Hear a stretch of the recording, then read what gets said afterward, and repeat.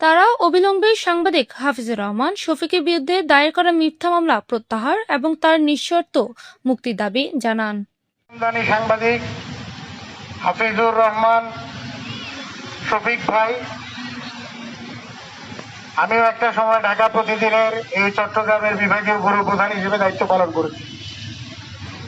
ঢাকা প্রতিদিনে আমরা অনেক অনুসন্ধানী রিপোর্টাররা রাষ্ট্রের অনেক ঊর্ধ্বতন কর্মকর্তাদের পায়জামা খুলে ফেলেছে।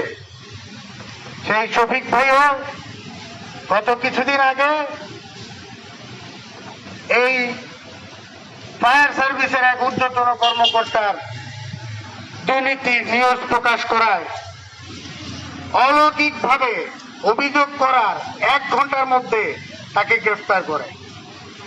আপনারা বলেন, একটা অভিযোগ যাচাই বাছাই না করে বস্তুনিষ্ঠ সংবাদ প্রকাশ করেছে কিনা তা যাচাই না করে একজন গণমাধ্যম কর্মীকে এভাবে অফিস থেকে উঠিয়ে নিয়ে যাবে, এটাকে গণমাধ্যমের টুটি চেপে ধরা বলা ছাড়া আর কি করা যেতে পারে?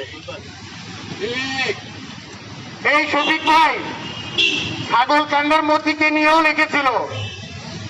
এই বড় বড় নিউজ গুলা করার কারণে শফিক ভাই প্রতিনিয়ত এই রাঘব পুয়ালদের চক্ষু শুরু হয়ে আছে।